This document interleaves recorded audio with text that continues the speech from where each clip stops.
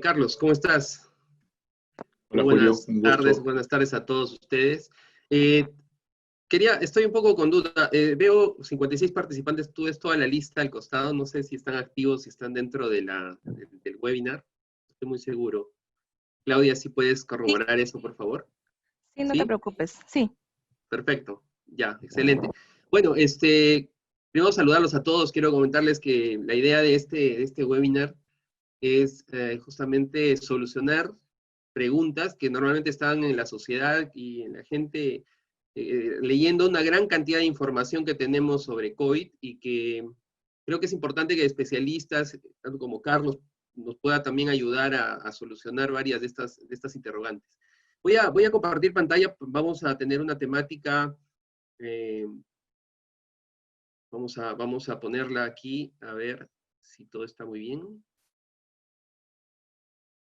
Muy bien, estamos acá, justamente vamos a hablar un poco de miedos, verdades y mitos, pero vamos a conversar con todas las preguntas que ustedes tengan. La idea ahora es contarles en unos 15 minutos alguna primera parte, luego Carlos también les va a contar un poco más sobre tratamientos, y luego todos estos temas los vamos a tocar en preguntas. Es importante, como les decía, que les contaré ahora, verles un poquito el tema del origen del virus, que ha tenido una serie de preguntas, el tema del diagnóstico, un poco de las curvas, ¿no? Que todos queremos ver un poco ese tema. Para hablar un poco del origen, ya, empezando un poco, hay una serie de preguntas, ¿no? ¿El virus fue hecho en laboratorio? Si un virus se come no sé, comiendo el murciélago, ¿no? Comiendo murciélago nos vamos a contagiar. Y un tema importante es acerca del virus, si está mutando y eso, ¿qué conlleva? ¿No? Hasta Batman ya se está protegiendo, ¿no? De los murciélagos y obviamente tiene su mascarilla ahí. De manera que vamos ahora a conversar de este tema y vamos a ver algunas respuestas en ello. Importante, esta imagen seguramente la han visto. Miren, el virus, el coronavirus mide es invisible para nosotros, ¿no? 100 nanómetros, 120 nanómetros. Ahí pueden ver una imagen donde está básicamente en un epitelio pulmonar. Ustedes pueden ver en los triángulos, son los cilios, ¿no? Pulmonares, de las células pulmonares, del epitelio pulmonar. Y pueden ver ahí las inclusiones del virus, cómo ha invadido las células, e incluso ya algunos viriones que están en el ambiente extracelular, ¿no? Es importante contarles que estos virus, pues para infectar, necesitan de una proteína, ¿no? De una S, como pueden ver, esas espículas que que le dan esta forma de corona, que se va a unir a un receptor que está en la célula, ¿no? Específicamente en algunos tipos de células nuestras, y van a infectar, ¿no? Estos mecanismos de infección, bueno, no los vamos a tocar ahora, pero son básicamente la base para buscar nuevos tratamientos. Eso lo vamos a ver luego. Entonces, cuando hablamos de estos virus, pues hay una gran cantidad de los coronavirus. Ya están los alfa, beta, ¿no? Gamma, delta coronavirus. Estos son los beta.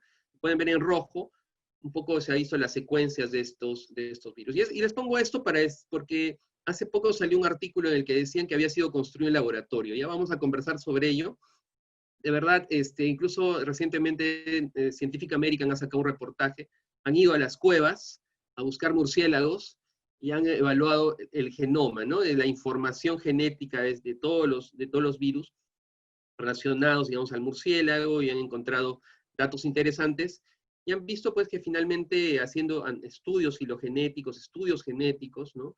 Se han encontrado que no hay una construcción como tal. Eso lo vamos a conversar un poco más en sus preguntas. Ahí con Carlos vamos a discutir el tema.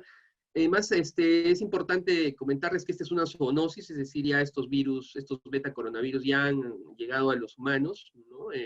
Hemos hablado del SARS-CoV anteriormente, ¿no? Del MERS, ¿no? Donde se veía que habían unos hospederos intermediarios, ¿no? Donde el virus, digamos, adquirió la posibilidad de infectar a nuestros humanos. En el caso del beta, en este caso del SARS-CoV-2, ¿no?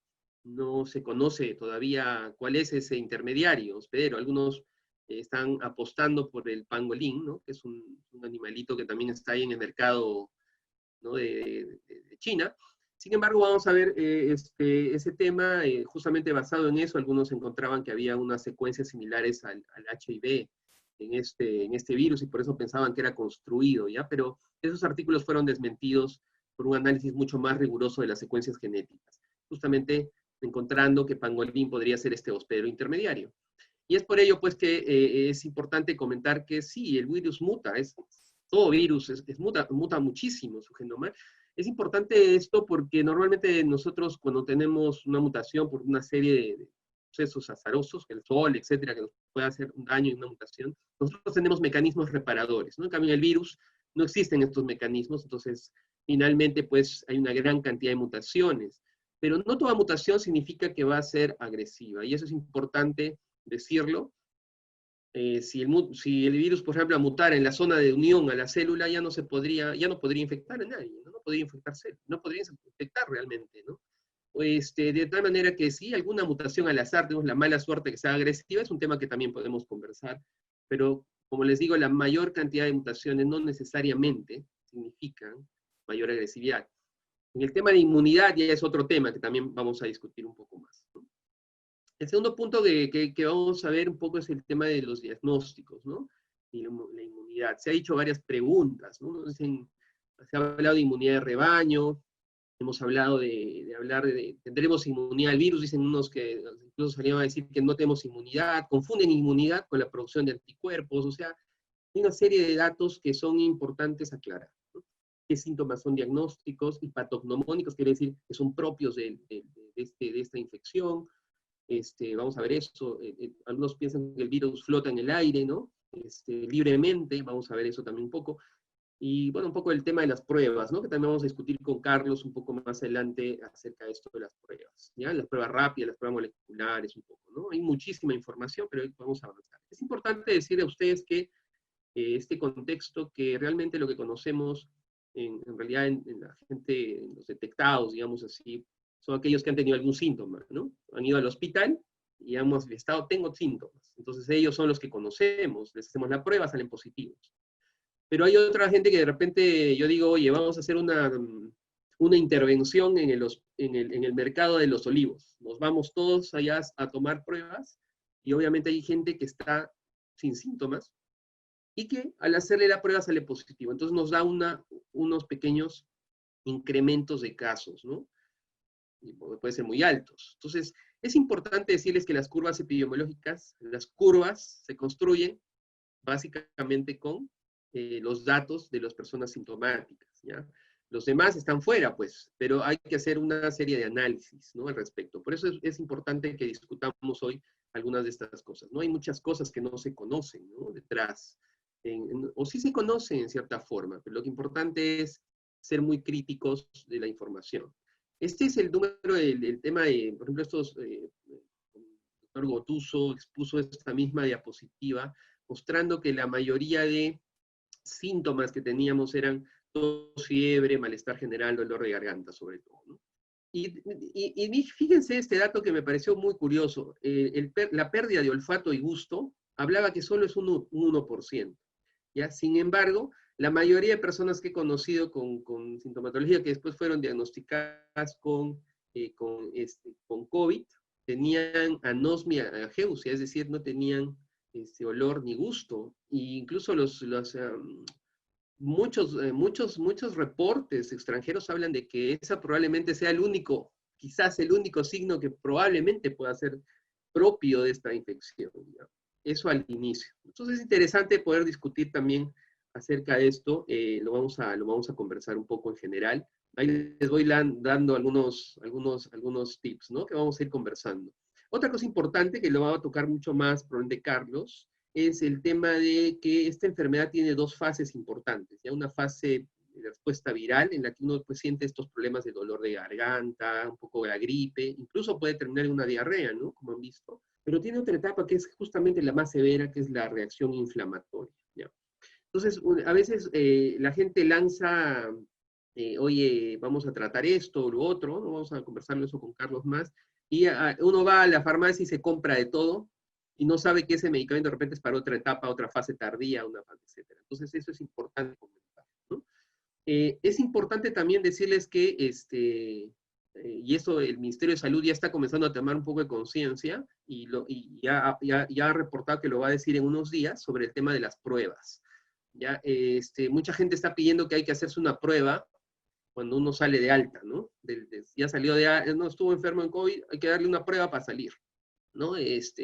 La data y la información demuestra que eso no es necesario, ¿ya? Una persona, por ejemplo, asintomática, el pico de contagio está cuando empiezan los síntomas, ¿no? Eso es un dato importante. Una persona asintomática que es detectada que es positiva, en 10 días ya está libre del problema. O sea, se le da 10 días. Acá todavía le están dando 14 días. Es un tema que vamos a discutir. Otro tema importante es el asintomático, sí se le da 2 semanas más, ¿no? Porque se supone que en el momento de los síntomas es el momento en que está más contagioso, entonces se le da 2 semanas. Pero uno que no tenía síntomas y que se le dio y se le detectó, el protocolo, por ejemplo, de Johns Hopkins en Estados Unidos dice 7 días, ¿sí? A 10, ¿no? Después de eso ya no hay ningún problema. Vamos a hablar un poco de la inmunidad luego. Vamos a hablar también algunos temas sobre la producción de estos anticuerpos, etcétera, ¿no? Vamos a ver eso un poquito aquí. Y eso es el tema quizás más importante, ¿no? ¿En qué momento tomar diferentes pruebas? La prueba molecular lo que hace, no solo para contarles, de ahí ir avanzando, va a determinar la presencia de la superficie viral, alguna parte del virus quizás en el organismo. Es decir, la persona que es positiva a una prueba molecular significa que hay algún rastro del virus. No necesariamente, puede ser su genética, sí, se ha visto algunos rastros que podrían existir del virus, pero sí existe, digamos, el virus está en el organismo, ¿no? De alguna forma, puede ser un rastro también, ojo, y eso es importante decirlo, porque las pruebas no sirven y se ha visto que no deberían ser usadas para pronósticos, sino para diagnósticos, ¿no? Entonces eso vamos a discutir también.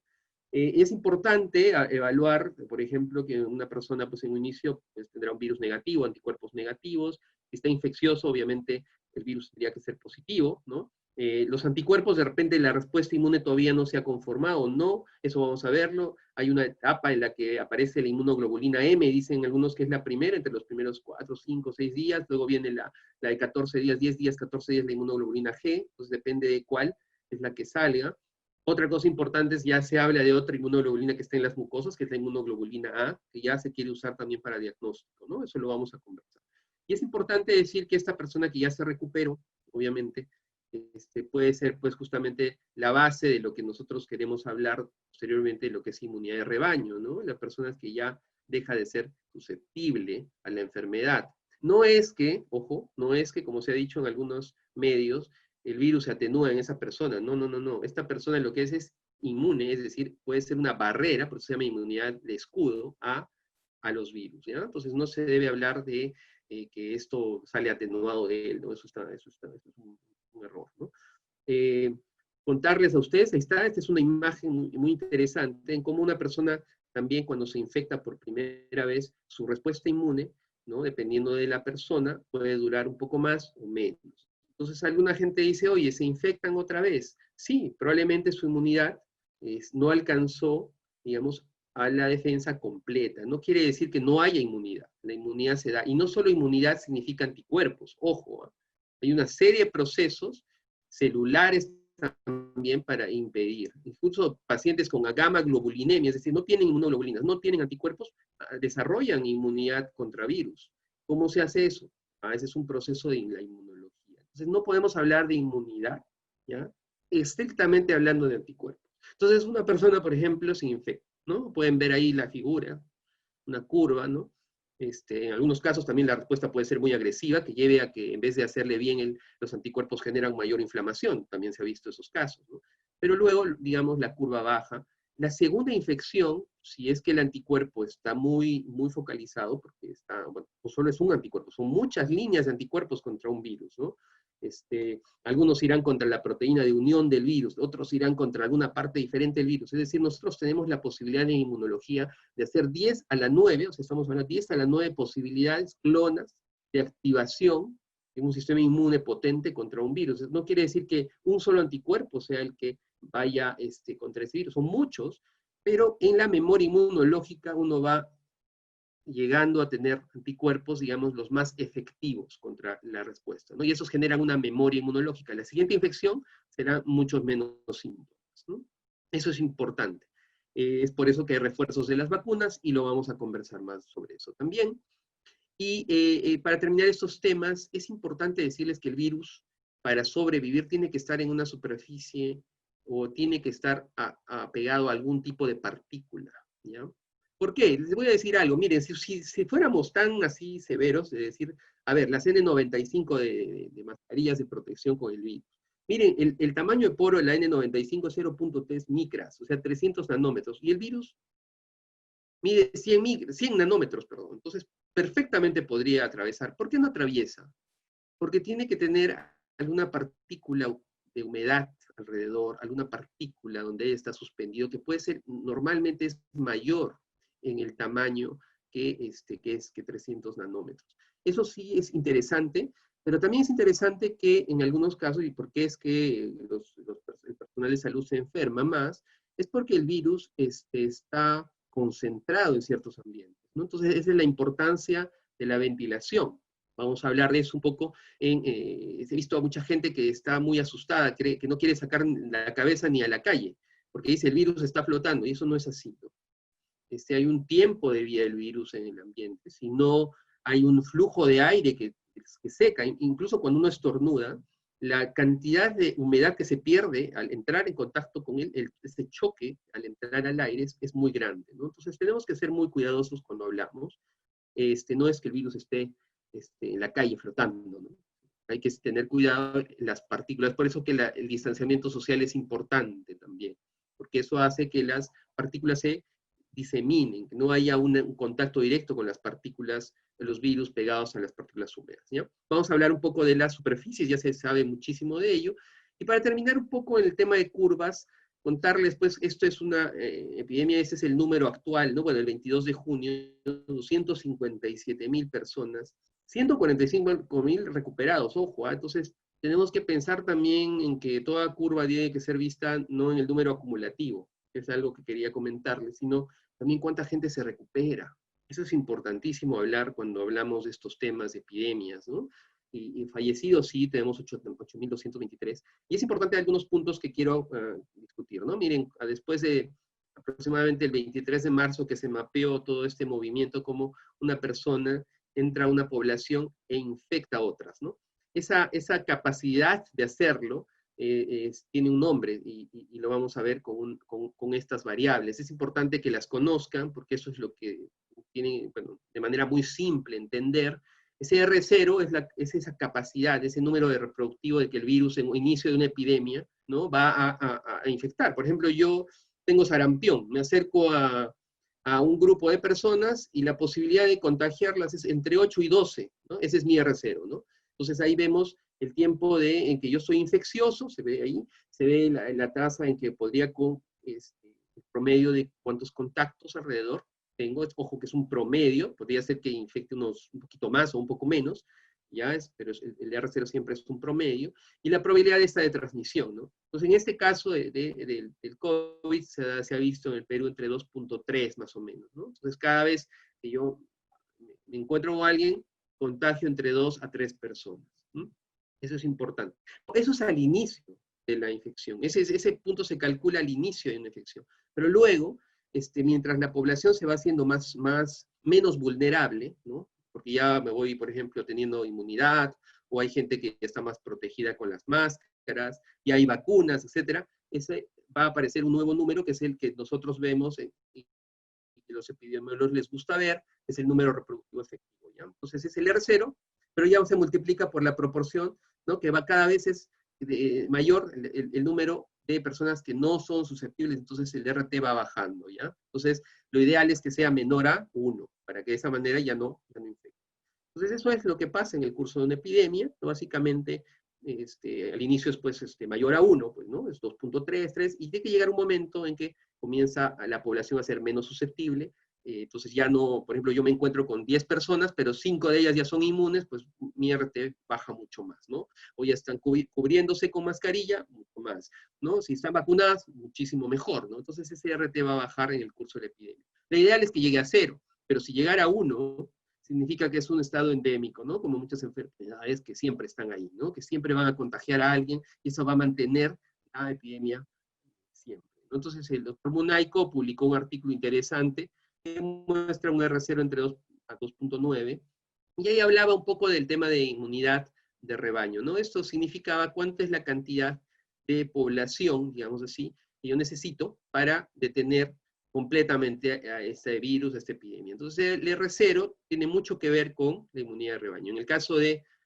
el COVID, lo que se esperaba era 57% más o menos de la población, ¿no? 50% de la población debería estar inmune para detener la epidemia. Pero ojo, eso asumiendo que toda la población es susceptible. También es importante decirlo, pero en este caso no es así. Entonces, probablemente el número es menor, ¿ya? Eso es importante también comentarlo y podemos discutirlo. Es un poco el mapa de que en Perú tenemos una gran heterogeneidad, tenemos mini epidemias, ¿sí? Mientras en unos lugares están bajando, en otros están subiendo, ¿ya? Eso pasa en diferentes zonas de Lima, por ejemplo. En Comas todavía el RT es mayor a 1, en otros lados ya está bajando, ¿no? San Martín de Porres, el Agustino por ahí, y hay zonas que cada vez tenemos que ver. Y así como en los distritos, imagínense en las ciudades, la gente se está moviendo de las capitales a las zonas urbanas, rurales, entonces en algunas zonas están incrementándose, digamos, están empezando, en otras palabras, estos picos, que es lo que nos está preocupando, pero en otras está bajando. Y eso es lo que quiero contarles justamente en las curvas, ¿no? En las curvas estamos aparentemente yendo, como les decía, depende mucho de la gente que es detectada, la sintomática, la que tiene síntomas, para que uno pueda decir cómo vamos. La gente asintomática no lo sabemos. O cuando a veces detectamos, digamos, vamos a los mercados, vamos a un penal, vamos a la estación del bus, ahí aparecen estos picos, ¿no? Entonces parece un poco como un puercoespín, ¿no? La imagen mostrando un poco esos pequeños picos, pero en tendencia general es importante evaluar el RT, ¿no? Y al 10 de junio nosotros en casos estamos disminuyendo, y eso es importante, pero vamos a discutirlo también. Es importante también, como les decía, ver el número de la curva está muy guiada en el tema de síntomas, pero es importante pues las pruebas de tamizaje, ¿no? Mientras yo pueda medir más pruebas de tamizaje, también puedo detectar más sintomáticos o no. Entonces es importante esa visión de cómo hemos ido también aumentando también el número de, es importante la fecha, el resultado de la prueba con tamizaje, ¿no? Y la fecha, pues, de gente que tiene el síntoma, ¿no? Entonces estamos disminuyendo en realidad eso, ¿no? Eso es importante. Esta imagen es la que perfectamente describe ello.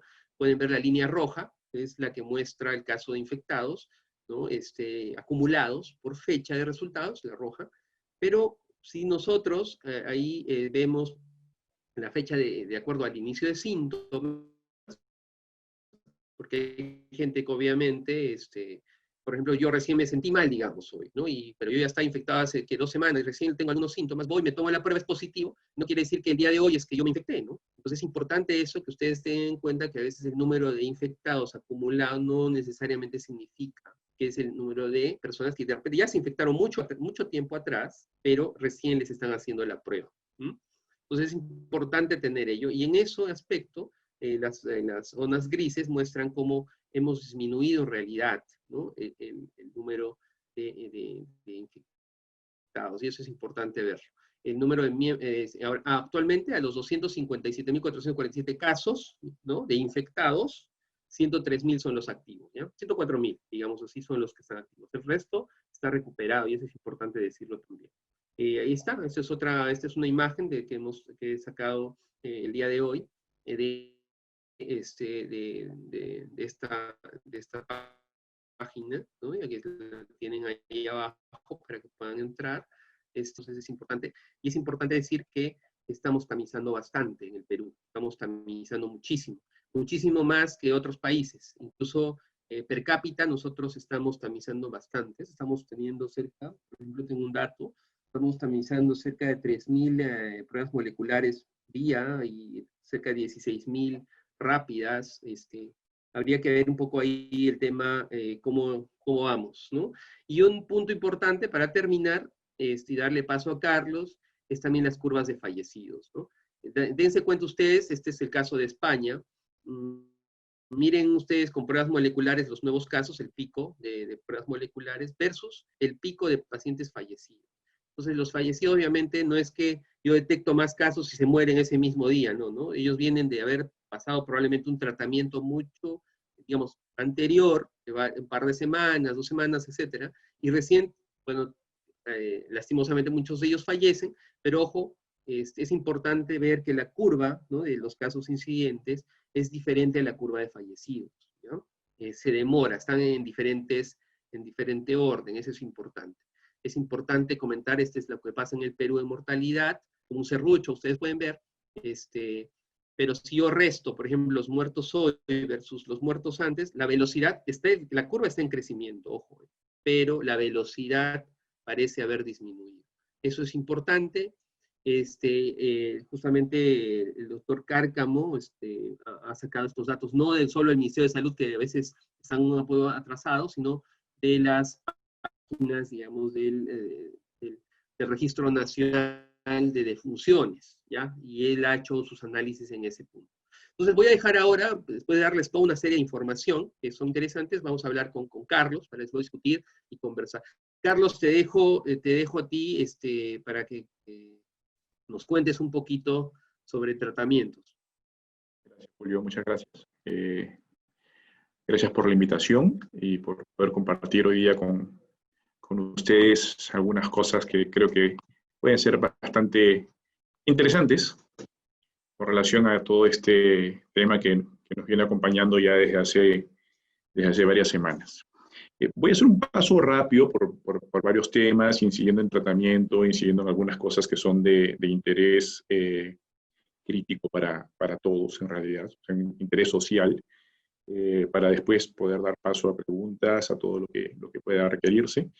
Yo me planteo un poco esto, ¿no? O sea, ¿qué acciones hemos tomado como sociedad? Y no estamos hablando solamente como sociedad a nivel del Perú, sino como sociedad en general, como seres humanos, ¿qué acciones hemos tomado? ¿Qué inacciones también tomamos?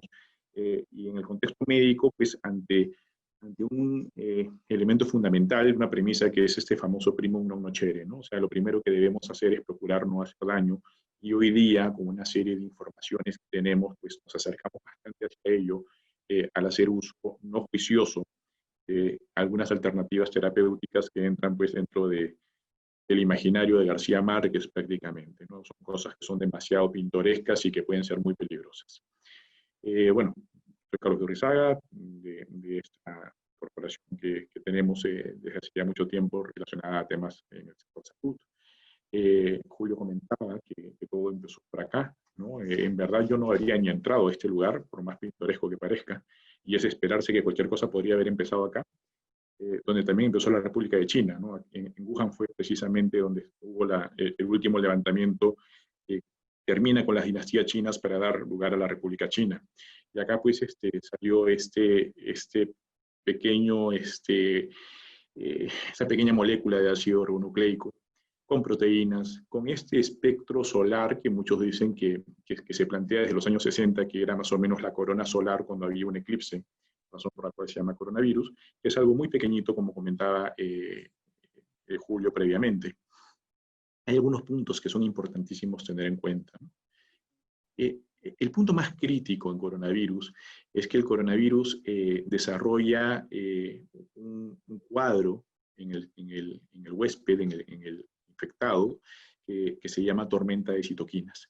Estas tormentas de citoquinas lleva a daño vascular y a una lesión pulmonar progresiva, que es lo que lleva a la insuficiencia respiratoria y a este distrés respiratorio agudo, que es lo que potencialmente lleva al fallecimiento o a la letalidad de los pacientes. Entonces, eso es algo que tenemos que tener en cuenta, ¿no? Que el virus per se no es un virus que busca hacer daño, ¿no? Al momento de replicarse de una manera marcada, genera una respuesta inflamatoria sistémica que es demasiado exagerada, que es la que genera este tipo de problemas.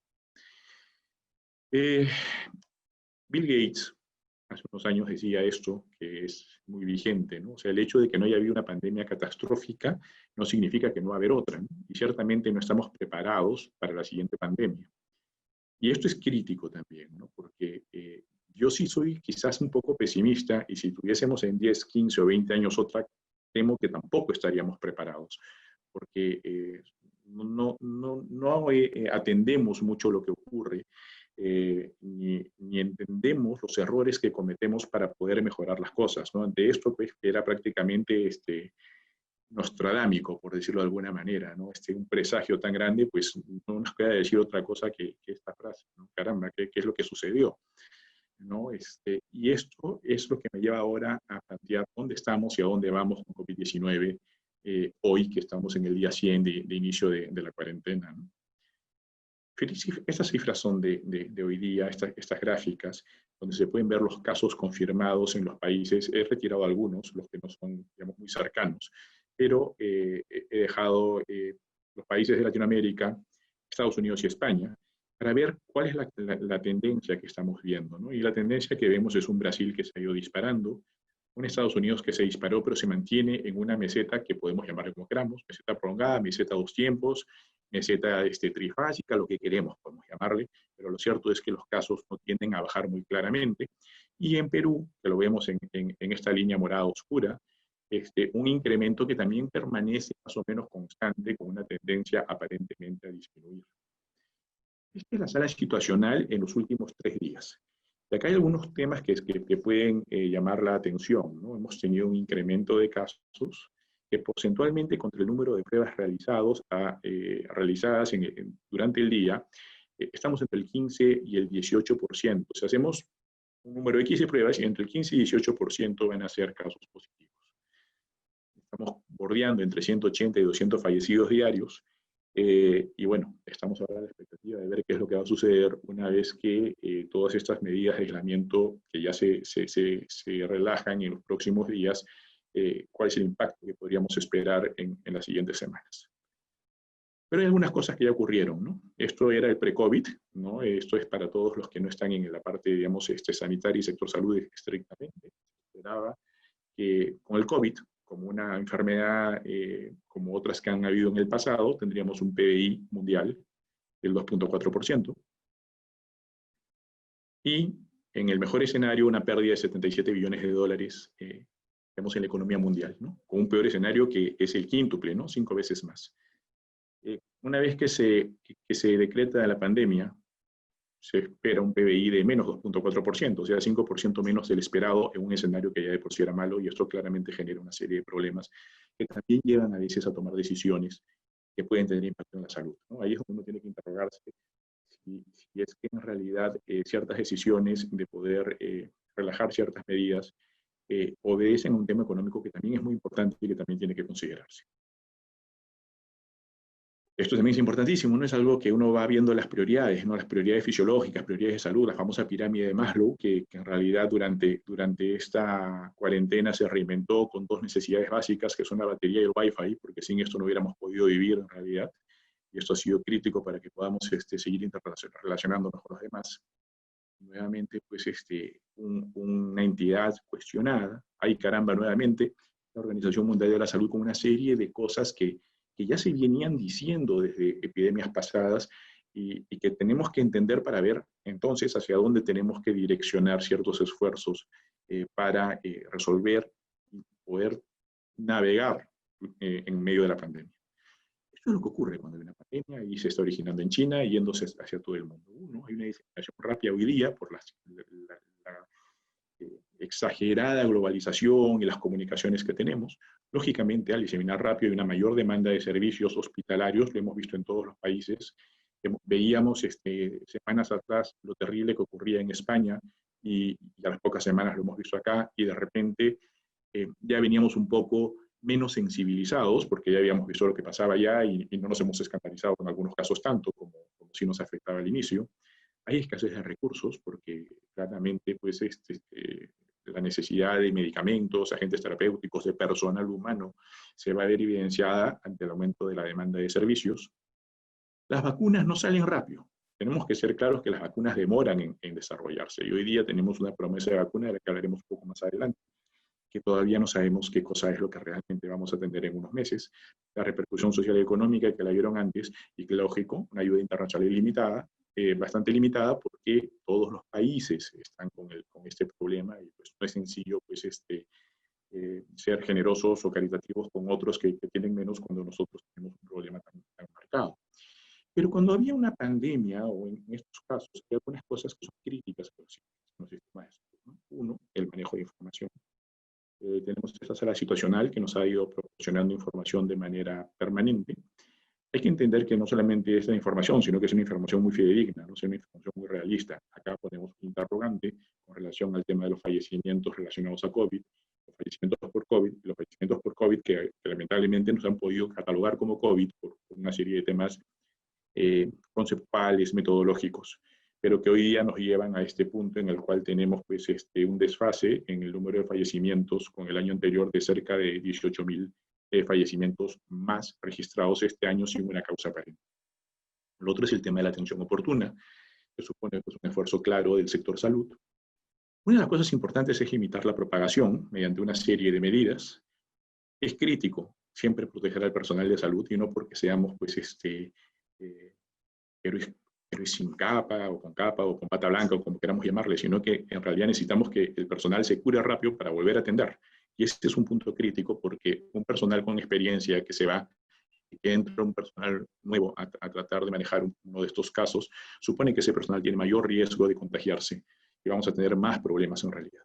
Y bueno, algo para mí importantísimo es disminuir la letalidad, ¿no? Eso para mí es un punto crítico que es algo donde todavía tenemos bastantes tareas por hacer. La cuarentena ha sido estricta en un inicio. Lamentablemente no se ha podido mantener como hubiéramos de repente querido, por factores de distinto tipo, sociales, económicos, y estamos entre los 10 países que tienen más casos actualmente a nivel mundial. Lo otro que tenemos que tener claro es la necesidad de los elementos de protección, no solamente a nivel del personal sanitario. Y tenemos que entender que esta inmunidad de rebaño que comentaba Julio, que podría ser menos del 50% de acuerdo al análisis que hagamos, está bastante lejana también. O sea, los mejores escenarios que tenemos actualmente establecen que casi en todos los países la gente que se ha contagiado es menos del 5%. Entonces la posibilidad de llegar a una inmunidad de rebaño en el tiempo es tan diferida que de repente pues, antes tengamos que pensar en otras medidas como puede ser la inmunización con vacunas. Esta cinética es algo que también comentó un poco Julio, que es una cinética que en realidad es difícil de digamos, establecer en un absoluto, ¿no? De parametrar con límites muy claros, ¿no? Un momento en el cual podemos detectar la presencia de virus mediante las pruebas moleculares en pacientes asintomáticos o sintomáticos. Un momento en el cual encontramos la primera inmunoglobulina, que es la inmunoglobulina M, podríamos decir, de fase aguda, y la superposición con el inicio de la inmunoglobulina G, que es una inmunoglobulina que vamos a mantener en el tiempo. Y esto nos genera una serie de problemas, porque inicialmente tuvimos algunas pruebas rápidas que no tenían la sensibilidad y especificidad, de la cual les voy a hablar ahora en unos minutos, pero que nos genera la duda de qué hacer dependiendo de los resultados. Ella ha hecho una pregunta hace un momento al respecto, y las tenemos todos los días de pacientes que salieron positivo a M o positivo a G, o que directamente quieren una prueba molecular estableciendo que eso es lo más sensible y que no necesariamente es cierto. La evolución de la enfermedad también la ha comentado un poco Julio. Tenemos una media que entre 10 y 14 días es más o menos lo que duraría. Hemos tenido un paciente recientemente que lleva 4 semanas con inmunoglobulina M y con prueba molecular positivas, que va a ser testeado esta semana para ver si ya deja de ser positivo en M y pasa a ser positivo en G, y podemos establecer de que ya no haya pues, tanta viremia, pero tenemos un problema que en realidad no hay un tema absoluto, esto es muy relativo y hay que ser muy, muy claro en la individualización del manejo diagnóstico y terapéutico de los pacientes. Esto es algo que también presentó Julio, me parece interesantísimo, que son las 3 fases que vemos en la enfermedad. Desde el momento en el que empieza el contagio con una respuesta viral que es crítica, porque como todo virus, y especialmente el corona, hay una linfopenia, o sea, el sistema inmune es afectado. El primer mazazo que da creo que decían los hachazos o mazazos o martillazos, decía el sector salud cuando hablábamos, le vamos a dar un martillazo a la curva. Bueno, el primer martillazo que nos da el coronavirus es en el sistema inmune y presentamos linfopenia. Y después empieza pues toda esta fase pulmonar y la fase de hiperinflamación. Es el momento en el cual nosotros tenemos que pensar en actuar, y es donde todavía hay esfuerzos que se están haciendo en algunos países y algunos que hemos querido presentar también aquí en el Perú, para poder buscar disminuir la letalidad. Y ahí van a haber una serie de medicamentos que vamos a conversar ahora. ¿Qué es lo que hacemos? Esto lo comentaba con Julio esta mañana. Es un tema que a mí me pone particularmente nervioso a veces, ¿no? Hay muchas formas de entender la medicina, ¿no? Tenemos la medicina basada en la experiencia, ¿no? La medicina basada en la experiencia, me lo comentaba un querido amigo Bernardo Mlachowski, que es de hecho un médico peruano que está en Texas y antes en Filadelfia. Me comentaba que la medicina basada en experiencia es cuando cometemos un error y seguimos cometiéndolo, pero cada vez estamos más seguros de lo que estamos haciendo. No importa que lo hagamos mal, pero estamos seguros de que lo estamos haciendo. Y eso es bien peligroso, ¿no? Porque hay una serie de aproximaciones terapéuticas que se están basando en la experiencia en este momento. La medicina basada en la eminencia es más peligrosa, ¿no? O sea, yo soy una eminencia y yo digo que esto tiene que ser de tal manera. ¿Y usted vivió alguna pandemia? No, pero leí de la gripe española. Entonces, la medicina basada en la eminencia también puede ser bastante crítica. La medicina basada en elocuencia, pues es peor todavía, ¿no? Porque hay cierto grado de charlatanería en el cual uno puede, pues, expresar una serie de cosas sin ningún sustento, y un momento en que las comunicaciones son tan abiertas, no solamente con la caja boba, sino con todo lo que son redes, pues a veces eso se convierte en tendencias. Pero todo esto en realidad, si se hace dentro de un marco de cierta claridad, rigurosidad científica, que se llama evidencia, puede compenetrarse, amalgamarse y funcionar de una mejor manera, entendiendo que estamos en pandemia. Y que tampoco podemos pedir un estudio rigurosísimo de 2 años o 3 de ver si los pacientes, y comparar esto contra un placebo en pacientes de grupos diferentes, porque cuando hagamos eso ya se murió mucha gente. Entonces tenemos que ser también bastante pragmáticos en esto. Víctor Montori, un colega y prácticamente en realidad compañero de la universidad, que establece pues de que en realidad lo que nosotros tenemos que hacer es una medicina basada en la evidencia, pero direccionada a resolver el problema del paciente.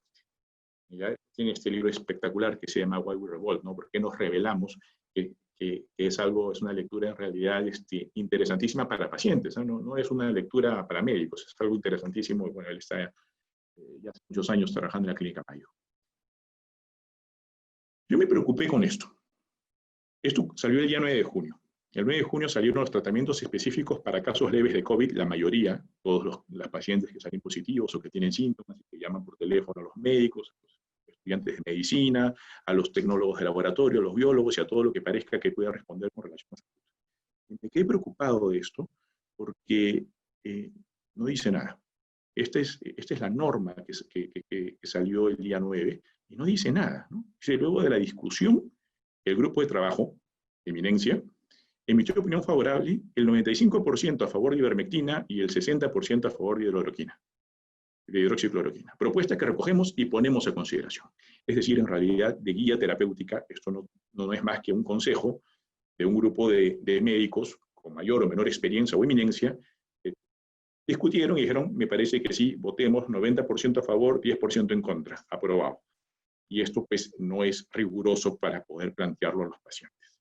Y el problema es que el 60% dijo que sí a la hidroxicloroquina y el 15 de junio la FDA revocó el uso de hidroxicloroquina en COVID, uso de emergencia que se había planteado en marzo. Y si ustedes ven ahí, esto lo revoca estableciendo de que no hay ninguna razón para creer que hay un beneficio potencial usando hidroxi o cloroquina.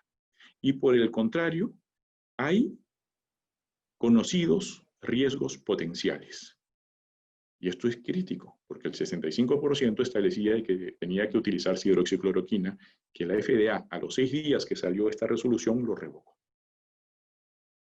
La hidroxicloroquina lleva con la citromicina, porque era un combo. Ahí tienen al lado un pequeño trazado electrocardiográfico, y hay que entender que uno de los problemas de esta combinación es la generación de arritmias cardíacas. Y ya en abril de este año, la Universidad de Oxford establecía que no había ninguna razón, en realidad, o evidencia para recomendar el tratamiento con esta familia de antibióticos que son los macrólidos, solos o combinados con hidroxicloroquina. y que además se tenían que usar solamente si habían infecciones bacterianas. Pero luego llegó este tema de la ivermectina, que el 90% lo estaban promoviendo, estaban a favor de esta decisión. Y en esto es interesante dos cosas polémicas. Uno, se basa bastante en experiencia que ha habido y que no es muy rigurosa. Es un producto que es relativamente inocuo, que se utilizaba en millones de pacientes. El 90% de este grupo COVID lo planteaba como algo viable. El día 17, hace unos pocos días, salió una carta de un grupo de médicos estableciendo que tampoco se tenía que usar. Es un estudio que empezó a reclutar ya en la Universidad de Navarra, que es este estudio que se llama el SAINT, ¿no? El Santo, ¿no? Que es el uso de ivermectina en pacientes con SARS y con COVID-19, que es algo a lo que tenemos que estar atentos. Porque yo creo que este va a ser un estudio que va a botar rápido algunos resultados y que tengo la impresión de que puede ser favorable a la ivermectina, puede. ¿No? Es claro que la ivermectina tiene una función o una eficacia in vitro en dosis muy, muy altas, que normalmente no damos en seres humanos, pero queda ahí la duda, y yo creo que queda una duda que es razonablemente positiva, pero todavía tenemos que ver algo en las próximas pocas semanas. Ay Dios, acá tenemos una serie de cosas que terminan con este pequeño viejito vendedor de cebo culebra, ¿no? Con una serie de alternativas que se van planteando, algunas en realidad bastante esotéricas, y dentro de estas está el dióxido de cloro, ¿no? La famosa fórmula milagrosa que es el MMS, que tiene enormes objeciones del FDA, no ahora, desde hace muchísimos años, porque esto es como el mentolatum, ¿no? Es un producto que lo utilizan para todos y que de hecho los principales propulsores de esto es una iglesia de estas alternativas que hay en Estados Unidos, ¿no? Que han tenido muchísimas demandas, ¿no? Y bueno, lamentablemente también hemos tenido pues incluso autoridades que de alguna manera promovían el uso de dióxido de cloro. Lo que es claro es que el dióxido de cloro no tiene ninguna razón de uso, no hay ninguna evidencia y es clarísimo que tiene muchísimos perjuicios para la salud. Opciones. ¿Qué opciones tenemos? Las vacunas. Empezamos con la vacuna, que hay en este momento una que está desarrollando la Universidad de Oxford con AstraZeneca, que es la que dicen que ya va a estar, que probablemente la tengamos hacia el último trimestre de este año. Ojo, está en fase 2 recién, todavía no ha entrado a fase 3, ya empezaron a producirla, eso es peligroso. Yo trabajo y vengo de muchos años en la industria farmacéutica, y cuando ya la industria se mete tan fuerte a producir algo antes de tener evidencia, a mí me da un poco de temor, se los digo abiertamente, ¿no? Porque hay demasiado interés en esto. Y yo creo que es necesario un peer review muy, muy claro de los datos que salgan de estas evaluaciones en fase 2 para ver si realmente este es el camino por donde deberíamos ir. En todo caso, lo que hay que tener claro es que si tenemos una vacuna hacia el último trimestre más probablemente hacia el primer trimestre del próximo año, a Perú llegará todavía un poquito tarde, ¿no? Entonces, pensemos que todavía tenemos bastantes meses por delante para poder aprender a vivir de otra manera y posteriormente, pues ya con la vacuna, tener algo un poco más claro, entendiendo que además hablamos de una vacuna que va a tener una duración de 1 año, o sea, no es una vacuna como estas que tienen una inmunidad prolongada. El Remdesivir, que es un producto de Gilead, tuvo bastante publicidad hace pocos días, semanas quizás, como el tratamiento para COVID. Y en realidad lo que se ha establecido con Remdesivir es que simplemente disminuyó el periodo de hospitalización de 15 a 11 días, pero no hubo ninguna diferencia significativa en la sobrevida o en la letalidad o en la mejora de los pacientes. Salió otro producto que está haciendo la Universidad de Atlanta, Universidad de Emory en Atlanta, perdón, y Merck, que es parecido al Remdesivir, es un antiviral que también disminuye los síntomas y que tiene la característica de que se puede dar por vía oral. El plasma del convaleciente, yo tengo mis serias dudas, en realidad. Tengo mis serias dudas porque cuando damos plasma de convaleciente a una persona que está linfopénica, es decir, que tiene el sistema inmune deteriorado por el mismo virus, la respuesta puede no ser la esperada. Tenemos también un grupo importante de anticuerpos monoclonales y de inmunomoduladores que lo que hacen es suprimir la respuesta inmune. Y esta supresión de la respuesta inmune puede tener cierto sentido en el momento de una respuesta inflamatoria acelerada. Y finalmente, uno de los temas que yo creo que han sido más interesantes y que tenemos que prestarles más atención es el uso de dexametasona, ¿no? Es un corticoide económico, con muchísima experiencia de uso, pero que se tiene que utilizar y que ha mostrado su eficacia exclusivamente en pacientes en ventilación o pacientes que requieren, ya está en oxigenoterapia, ¿no? En ventilación disminuyó la mortalidad en 1/3 y en los pacientes en oxigenoterapia la disminuyó en un 20%, que es algo estadísticamente significativo, muy importante. Pero que no albergue en absoluto el uso de dexametasona de manera preventiva o utilizarlo en casos leves, etcétera. Entonces ahí tenemos todavía bastante, digamos, pan por rebanar, ¿no? Para poder entender un poco por dónde tenemos que ir. Dos cosas que hemos estado trabajando y tratando de alguna manera presentar. Uno es este estudio, el estudio RELEASE, que es un estudio desarrollando terapia celular adaptiva, que consiste en el uso de células de pacientes que han superado el COVID, no necesariamente con sintomatología, y se separan dos células, la CD56, que las conocemos como las células NK, y la CD45, que son los T de memoria. La idea en realidad es como un plasma convaleciente, por decirlo de alguna manera. Yo doy una defensa al paciente, pero se la doy en forma de células, que son exactamente lo que le falta al paciente, producto de la linfopenia que genera el virus. Este es un trabajo que está haciendo el grupo de Antonio Pérez Martínez en el Hospital La Paz de Madrid, que también en algún momento lo hemos presentado acá al grupo COVID, para ver si es que de repente podemos empezar a adoptarlo en las siguientes semanas. Y otro tema que me parece interesantísimo es este otro dispositivo, que es el CytoSorb. El CytoSorb es un dispositivo que lo que hace es atrapar esas citoquinas que incrementan la tormenta de citoquinas. Es un dispositivo autorizado por la FDA, que lo que busca pues, es disminuir la inflamación sistémica y de esa manera la falla orgánica y la posterior muerte, ¿no? También es algo que se ha presentado y bueno, veremos qué cosa es lo que ocurre en las siguientes semanas. ¿Qué es lo que sucede entonces? ¿Qué es lo que tendríamos que pensar? Uno, hay algunas cosas que son las que puedo recomendar más allá de temas terapéuticos que están bastante cuestionables. Uno, procuremos reuniones cortas si es que las tenemos, ¿no? Yo digo, la ley del parquímetro, en 30 minutos tienen que salir porque mientras más tiempo estemos en contacto, si es que tenemos contacto, hay mayor potencial y riesgo de contagiarse. Entender que hay momentos en los que se generan aerosoles, que es donde está el virus, ¿no? Estornudos, toses, a veces incluso para mis amigos odontólogos en algunos actos que ellos desarrollan, digamos, como parte de su trabajo en el día a día. Tenemos que entender que las pruebas rápidas yo sí creo que tienen un lugar en esto, ¿no? Son pruebas que finalmente son pruebas económicas y que por lo menos nos pueden dar una señal de alerta para ser un poco más cuidadosos y rigurosos. El lavado de manos es lo que marca claramente la conducta que tenemos que seguir, porque de esa manera pues, disminuimos el potencial riesgo de contagio. Nos vamos al distanciamiento social, ¿no? Tenemos que entender que mantener la distancia es un punto crítico que tiene que tomarse en cuenta y es una recomendación real, no pensando en todas estas recomendaciones de medicamentos que no tienen asidero y que son en realidad bastante peligrosas. Y finalmente, el uso de estos elementos de protección como las mascarillas, ¿no? Que Van Gogh lamentablemente no tenía forma de engancharlo en las dos orejas y probablemente pues, se habría contagiado de COVID. Nuestra idea es cambiar la historia, ¿no? Darle una paliza a este bicho, que no es un bicho, en realidad, cuando uno dice bicho, inmediato lo asocia a bacteria, este no lo es, pero bueno, creemos que hay algunas alternativas, como también algunas que estamos explorando con equipo de UTEC y con Julio para ver si podemos hacer algo en el futuro para poder solucionar estos temas.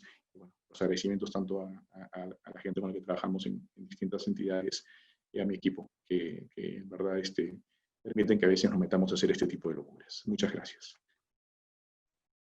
Gracias, Carlos. Bueno, tenemos probablemente ahí un montón de preguntas. Vamos a hacer, creo, una parte 2 también para seguir respondiendo preguntas en este tema que es tan importante y sobre todo para que la gente quede satisfecha con el tema más, que yo creo que es más importante utilizar los datos de manera muy crítica y como dices, utilizar evidencia, ¿no? Porque No, no solamente, como dices, eminencia o experiencia, sino evidencia real. No sé, Claudia, si nos puedes comentar algunas preguntas que han salido por ahí y podemos avanzar. Hola Julio, sí. Tenemos una primera pregunta. Dice, tengo una duda. Yo en la prueba rápida di positivo en IgG, mi abuela en IgG, IgM, al igual que mi madre, y quisiera saber qué significa en realidad. A ver, Carlos, tú que estás justo tocando el tema de las pruebas. Vale, me voy a apoyar de esto de aquí. No sé si puedo hacer un share de la pantalla, Sí, probablemente. por supuesto. En un segundo. Me voy acá. Esto que ustedes pueden ver en, no sé, creo que no se ve. Sí, seguro ya se abre. Ahí está. Dame un segundo. Ah, ok. Esta es la cinética, tanto de pruebas moleculares, lo que conocemos como el PCR, y de las inmunoglobulinas, ¿no? Cuando uno tiene una inmunoglobulina G, está en el periodo en el cual todavía puede haber presencia de virus en sangre, eventualmente puede el paciente ser contagioso, y un periodo posterior en el cual todavía no sabemos cuánto dura, se mantiene la inmunoglobulina G, que es una inmunoglobulina, digamos, tardía, y que se supone confiere cierto grado de inmunidad al paciente, es decir, no podría contagiarse y por ende tampoco contagiaría porque ya tuvo el contacto con el virus. En el caso de la inmunoglobulina M, esa es una inmunoglobulina temprana, que lo que supone es que el contacto con el virus ha sido reciente, por eso se asocia más al momento de viremia, al momento en el que uno puede ser más contagioso. En una misma familia pueden haber, si es que todos han tenido contacto, personas que están con IgG sola, con IgG e IgM y con IgM sola, ¿no? Si tengo una persona con IgM sola, pues está en este punto en el cual tiene virus en sangre. IgM e IgG está en este punto en el cual también probablemente tiene virus en sangre, y la IgG ya después de un determinado número de días ya es sin presencia de virus. Entonces, ahí lo que hay que prever es que conforme pasen los días, esa IgM irá desapareciendo. ¿En cuántos días? Entre 10 y 14 días normalmente es lo que debería desaparecer. Hemos visto algunos casos, ahora que hacemos pruebas rápidas y moleculares, que han llegado a 3 a 4 semanas. Pero bueno, son probablemente las excepciones a la regla. Pero es un indicativo pues, de que el virus podría estar más tiempo del que esperamos y del que normalmente está descrito. Pero básicamente lo que tienen es un grupo de personas que se han contagiado, algunas se han contagiado antes que otras, y bueno, en la medida que no haya síntomas, porque esto también tiene un correlato con la clínica, es algo que uno simplemente tiene que tenerlo en observación. Gracias, Carlos. Sí, justamente creo que es importante comentar que la respuesta inmunológica se va ensamblando, ¿no? Poco a poco. Y en muchas personas puede ser mucho más rápido que otras. Y hay un fondo importante en la parte también genética ¿no? De la idiosincrasia en realidad. O sea, estamos hablando de un porcentaje de población que hace una respuesta adecuada, digamos, ya cercana al 95%, como en todas las curvas, ¿no? Uno busca que la población llegue a tener esa cantidad de inmunidad. Y para ello, obviamente, a veces requiere no solo digamos, en el caso de vacunas, por ejemplo, una sola infección, sino requiere refuerzos para que logre esta inmunidad completa. De tal manera que eso es el tema de la inmunoglobulina G, y la inmunoglobulina M justamente es una respuesta ensamblada, ¿no? Como bien dices, se va ensamblando y también tiene su tiempo. Es importante también contarles, pues, que en UTEC estamos trabajando bastante en temas estamos generando algunos proyectos, que seguramente han escuchado por ahí, para esterilizar estas máscaras que estábamos viendo, ¿no? Están ahora como tenemos pues una escasez tremenda de este tipo de mascarillas para protección en médicos, en personal, etcétera, y bueno, estamos generando un equipo que pueda esterilizar, por ejemplo, las mascarillas. Estamos apoyando también el apoyo de brindar estos equipos de protección personal, trabajando un poco también el tema de los apoyos a pacientes con ventiladores, y bueno, ya nos estamos metiendo también en el tema de tratamiento, ¿no? Tratando de ver si tenemos algunas moléculas que podrían ayudar a inhibir al virus. Pero bueno, sigamos con las preguntas. ¿Alguna pregunta más? ¿Hay por ahí, Claudia, que nos puedas contar? Sí, claro, tenemos varias, Julio. La siguiente es, doctor Julio, ¿conoce el material, materia prima para impresoras 3D conocido como PLA antibacterial con nanopartículas de cobre? ¿Cree usted que, viendo hacia el futuro, el fabricar herramientas, productos, dispositivos con esta tecnología de impresión 3D, con estos materiales, se convierte en una tendencia que ayude a mitigar la propagación del COVID? Bueno, la impresión 3D realmente ha revolucionado el tema de la, ¿no? Antes todo era, todas las cosas se hacían en serie, ¿no? Ahora uno puede personalizar sus utensilios gracias a las impresoras 3D que cada vez se han vuelto más, digamos, más comunes para realizar y solucionar problemas inmediatos. El COVID no es uno de los, de estos, digamos, no es ajeno a esto y, bueno, con impresoras justamente hemos ayudado a construir varios tipos de protección personal. Incluso ya hay gente que tiene su propia impresora 3D en casa, ¿no? Se hace personaliza sus utensilios, etcétera. Esto es una tendencia, es una revolución probablemente también a nivel industrial, un poco ya la personificación, ¿no? La personalización, perdón. Pero en el tema de protección sí, hay que hablar muchas cosas allí relacionadas también al tipo de material que se puede utilizar. O sea, no podríamos pensar que esto va a ser, digamos, un antiviral cobre o algún otro material. Hay que hacer una serie de pruebas. Como dice Carlos, ¿no? Todo tipo de protección, etcétera, tiene que pasar definitivamente por un periodo de validación, ¿no? Hay que validar que esto que realmente sea eficaz contra el virus. Y esto un poquito es lo que también hacemos en cada uno de los proyectos, y creo que Carlos tienes mucho que decir en eso, ¿no? Hay que tener evidencia siempre para poder este, lanzar algo digamos, hacerlo más popular, ¿no? No, precisamente, Julio, yo creo que a veces, o sea, entusiasmo, por entusiastas no perdemos, ¿sí? En verdad, eso es clarísimo. Entonces, pero lo que tenemos que entender es que todo lo tenemos que aterrizar a algo mínimo de evidencia, que tenemos que adaptarlo al concepto de pandemia. Eso es crítico, ¿no? Porque si pensamos que queremos hacer estudios demasiado rigurosos, no nos da el tiempo. Y es algo con lo que yo en realidad he chocado un par de veces cuando me piden pues, estudios metodológicamente correctos. No, pues, a ver, señor, no tenemos la posibilidad de hacer estudios metodológicamente correctos. Hemos estado en un momento incluso en un grado de cuarentena tal que hasta el personal de salud estaba reducido. A ver, vamos a ver si yo puedo pedirle un bioestadístico que salga pues, en el mes de marzo o abril a que venga para poder empezar a hacer un trabajo de estadística. No, no se puede hacer. Tenemos que individualizarlo, pero con un mínimo de rigurosidad que sea pues, esté aceptable para poder tener un resultado reproducible.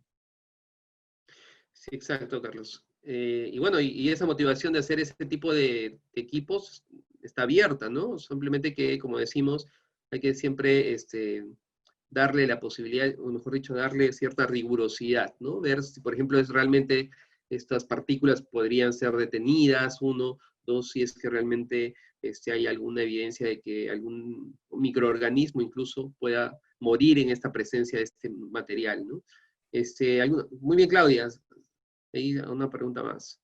Sí, a ver, ¿las mascarillas de tela nos protegen del virus? Bueno, lo que en realidad, lo que estamos haciendo con las mascarillas de tela, estas mascarillas, buscamos es justamente reducir el tema de la liberación de estos aerosoles que se hablan, ¿no? Entonces, a la persona que está, digamos, eh, externa a ti, ¿no?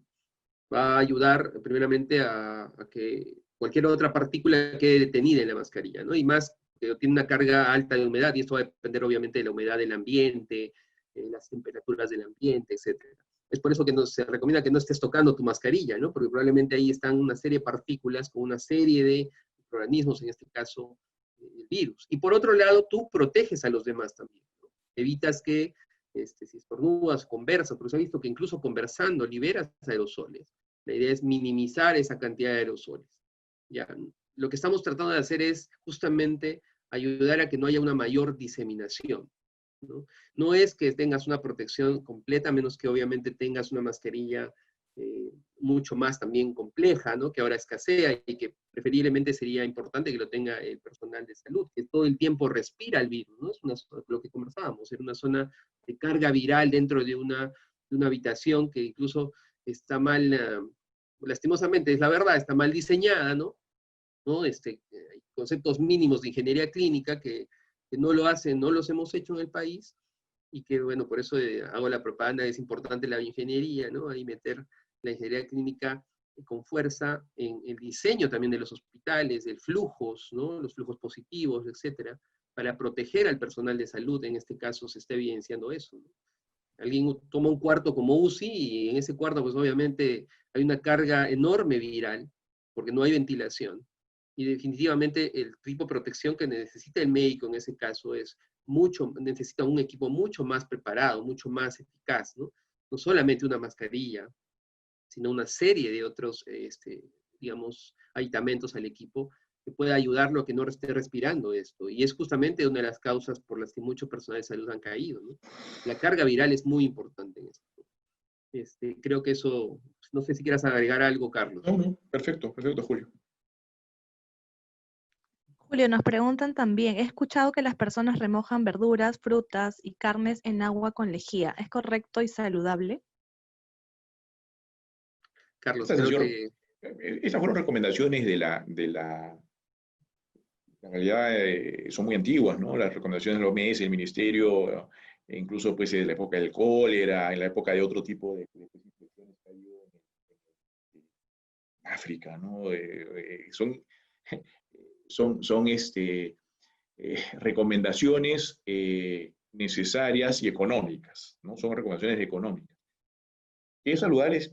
Sí, porque finalmente esos elementos posteriormente, pues no es que te los come con lejía, ¿no? O sea, son aclarados y se supone que eso tiene un potencial de eliminación de bacterias, no tan así de eliminación del tema de los virus. Ya, entonces eso es algo que hay que tener en cuenta. O sea, yo creo que sí es una conducta en la cual uno debería, pues, tener la higiene con los alimentos, que no necesariamente tendrá un impacto a nivel de corona, pero sí tendrá un impacto a nivel de todas, pues, las enfermedades gastrointestinales agudas que siguen siendo un tema crítico y de gran prevalencia en el país.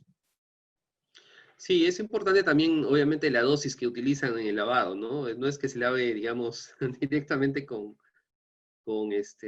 Clorox de una manera, ¿no? O sea, son algunas gotitas en litros, ¿no? O sea, es un poco es importante también comentar ello, no es un lavado directo en lejía, ¿no? Sino hay una receta, entre comillas, que va a ayudar, porque también eso podría ocasionar rastros, o sea, bueno, restos, perdón, podrían hacer daño, pero es importante eso, ¿no? Claudia, ¿alguna pregunta? Ahí. Sí, Julio. Una vez recuperado el paciente asintomático o sintomático, ¿genera inmunidad permanente? Bueno, ese es un poco el tema que estábamos conversando. Estábamos hablando, no todas las personas generan una respuesta de memoria de manera muy rápida. Cada uno a veces toma su tiempo.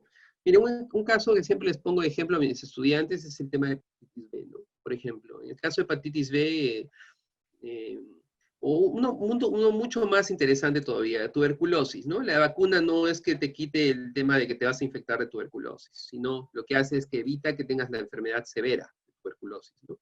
Que podría ser renal, intestinal, una meningitis tuberculosa, etcétera, ¿no? La vacuna lo que hace es llevar a que el organismo haga que la infección posterior sea mucho menor, se limite probablemente a un tema pulmonar.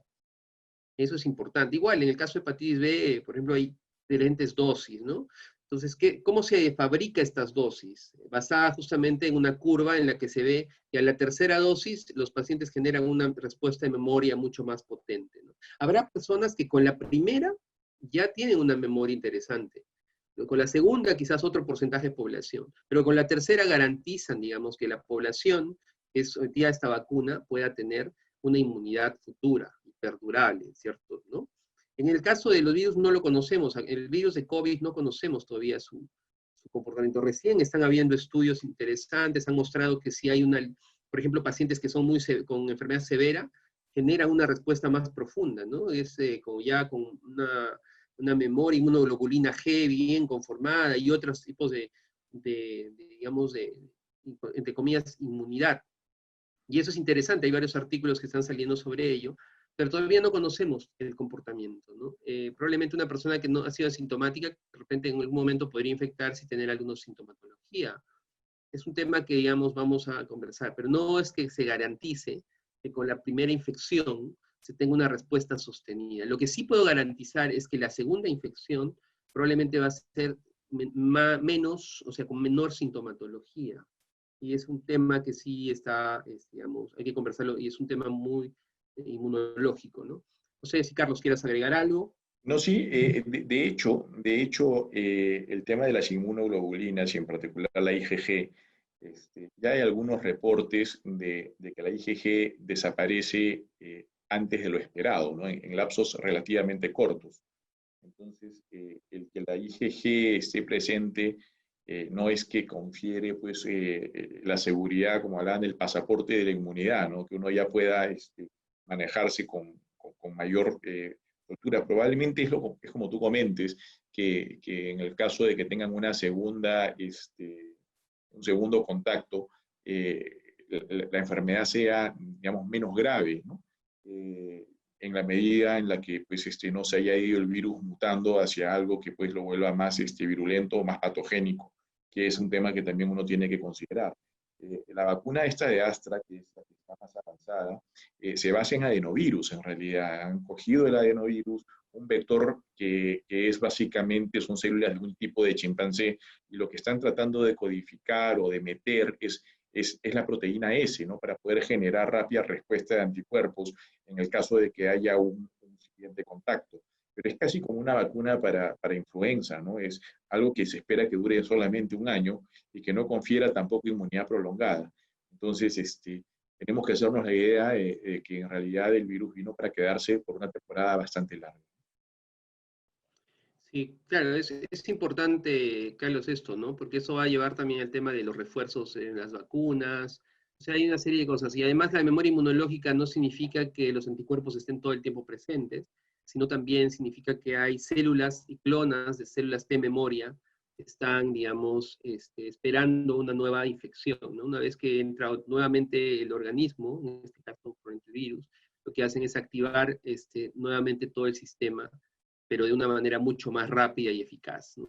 Es importante eso para ver, como dices muy bien, la inmunoglobulina G pues no necesariamente tiene que estar todo el tiempo, ¿no? Lo importante es ver que haya una inmunidad de memoria, ¿no? Celular, que las clonas de células estén en el momento adecuado. Bueno, creo que nos vamos con una pregunta más, porque nos ha ganado el tiempo y bueno, la gente, pero yo creo que esto podemos seguirlo para más en algún otro momento. Vamos a seguir trabajando en los temas de COVID. Carlos, siempre estás invitado siempre, ¿eh? Y más que tenemos Gracias, gracias. una relación de trabajo y de proyectos juntos, que creo que va a ser muy interesante para nosotros, para la universidad y para el Perú también, porque todos los proyectos que tienes, si contamos, creo que no terminamos esta tarde. ¿Cuenta algún tipo de, por favor, alguna pregunta más, Claudia, para concluir? Gracias, Julio. Sí, para finalizar, acerca de las superficies y el virus, ¿cuáles son los tipos de superficies a los que no se adhiere el COVID? Bueno, en realidad el COVID se adhiere, no sé, Carlos, si tú quieras contestar esto, o... ¿Ahí? Creo que es una pregunta Bueno, en más realidad... de bioingeniería. Sí, en realidad hay un par de artículos interesantes sobre todo el tiempo de supervivencia del virus, pero esto depende mucho no solo de la superficie, sino del ambiente donde está, ¿no? Si hay más humedad, si hay menos humedad, si hay un ambiente que es seco, es un ambiente con una temperatura baja o más alta, mayor radiación UV, como se ha visto un poco en el tema de alturas también, y bueno, no solo en el tema de supervivencia del virus en una superficie. En el caso de altura, que es un tema interesante que en algún momento lo conversaremos, quizás es también resistencia a hipoxia, ¿no? Una persona que vive a 4000 pues resiste un poco más la hipoxia de una persona, no quiere decir que no se haya infectado, quizás probablemente resista un poco más la sintomatología, ¿no? Por ahí hay que evaluar también, hay cosas muy interesantes que evaluar ahora con el COVID. Pero en el tema de las superficies, no hay, o sea, va a depender mucho, como digo, si hay humedad o no. Una vez que el virus se deseca, se inactiva, ¿no? Entonces necesita humedad para poder, cierto grado de humedad para poder sobrevivir. Justamente el tiempo que se han hecho, en las medidas que se han hecho, 3 horas, 4 horas de supervivencia en superficies, se basa estrictamente a la relación de cómo las moléculas de agua están presentes en la superficie y ayudan al virus a su supervivencia, ¿no? Entonces, si hay un ambiente, digamos, que tiene muy poco contacto, o que permite que no haya mucho contacto, humedad, quizás sea el más adecuado, ¿no? Ahora, alguna propiedad extra antiviral no creo que exista, ¿no? Muy bien, no sé si quieres agregar algo, Carlos, o todo bien. Nada, yo creo que sí, verdad, es un tema que creo que está más en tu área, Julio.